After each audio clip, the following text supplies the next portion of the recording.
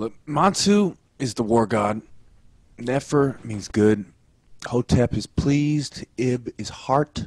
Erp is wine. Mat means kitty. Mao is cat.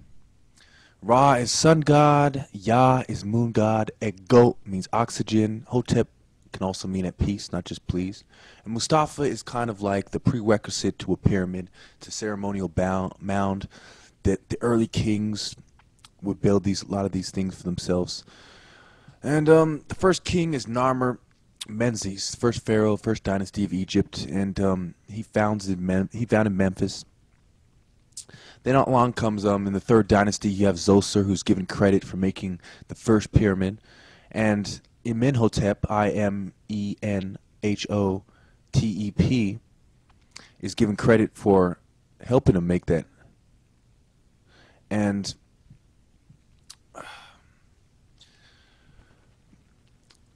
he's buried with 1,000,000 birds, okay?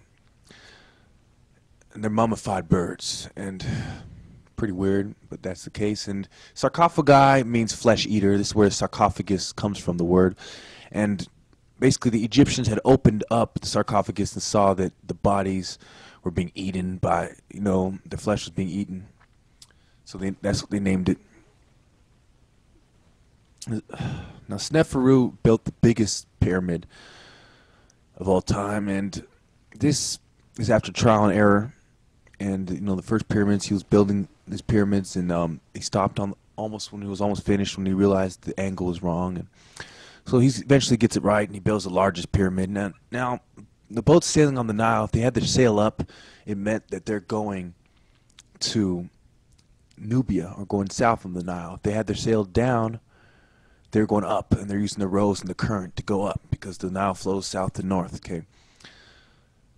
Now, just like the sun rises in the east and is set in the west, the kings are buried on the west, and Egyptians live in the east, and they're buried in the west, the pharaohs. Okay, now Khufu built the Great Pyramid of Giza, and Herodotus was told in 450 BC that it took 90,000 men, a very long time working on it, for it to be built. Now, as the end of the Old Kingdom comes along, Pepe II, who's the longest reigning monarch in history, reigned 94 years, and he lived 98 years. He's also called, his throne name was Mary Re, the beloved of Re, etc. Now, eventually what ends up happening is at the end of the old period, we have kind of an intermediate period between the Middle Kingdom and the Old Kingdom, where we start seeing Asiatics showing up at the rivers, and a lot of foreign people showing up, foreign nations, peoples showing up, and people see this as a sign that Egypt is no longer going out and fighting wars, but they've kind of a key part of Egypt, the pharaoh, the religion, and the art, the military. The military is one of the three key things in Egypt, starts kind of declining, and you see a lot of complaints because of this. So then, in the Dynasty 11, in the Middle Kingdom, when it comes along, they basically have a period of Intef Seretawi, which is causing the peace of the two lands. Okay, and we see the Mantu Hoteps struggling, to get a hold of power, and the 13th and 14th dynasties overlap, and then we go to the 15th dynasty, where the Hyksos kings. Hyksos means foreign kings, okay? There's no question what these people were not from there. They're foreign kings, and they settle in the Delta, and they worship Set. And they adopt Set, and they worship the Baphomet with a goat head and a tail with a forked tail. This is where we get the idea of a demon. It comes from the Hyksos kings in Egypt, and the worship of the Baphomet, okay? Now, eventually the Hyksos are eventually seized, under siege, not seized, but under siege, and by a guy named Chamos, who, when the Hyksos attempt to send a messenger to the Nubians, Apophos attempts to send a messenger to the Nubians to get help, Chamos intercepts that message, and he continues the siege, and he's about to win the Hyksos, but he dies during the siege, and his brother Amosi the First ends up finishing the siege and expelling the Hyksos. Okay, so in the New Kingdom, we see a period of truth, justice, and divine order. That's what they call it in their language. That's what they label it. A period of Mats, and where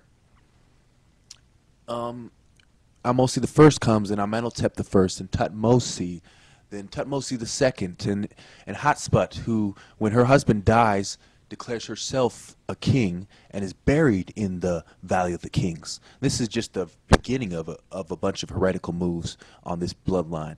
When you see Amenhotep the third comes in, okay.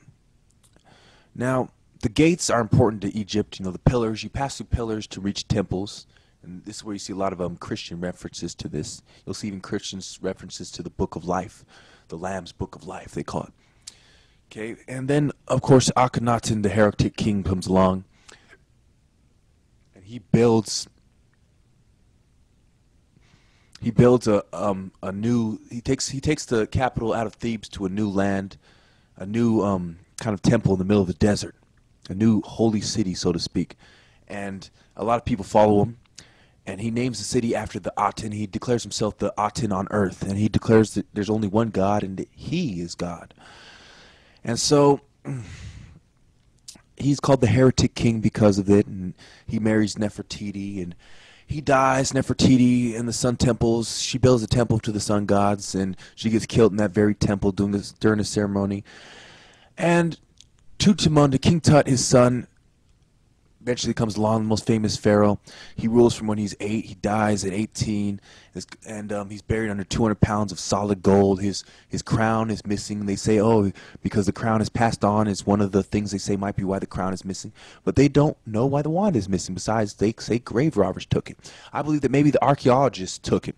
The reason why some of these things are missing is not just because of graveyard robbers, but because of archaeologists. Okay, so then his kind of advisor, he's a commoner. He kind of guides King Tut along the way, and then when King Tut's sister, whoever marries her is gonna be the royal heir, she writes letters to the Hittite king and says to bring a prince, and they're kind of natural enemies, so they don't believe him. Hittite king sends someone to investigate. They say, oh, this is the truth. She does want you to send a prince to marry her to become the king. So the Hittite prince comes in an envoy. I is the one who is given credit for ambushing this Hittite king, slaughtering him and all the people he brought with him. And then I ends up marrying the sister of King Tut, and he becomes the pharaoh. And he is kind of a very wise man, and he starts bringing back in the old customs. And he starts undoing a lot of what Akhenaten did, you know. He's one of the people who had stayed in Thebes. He'd stayed in the capital when Akhenaten had left.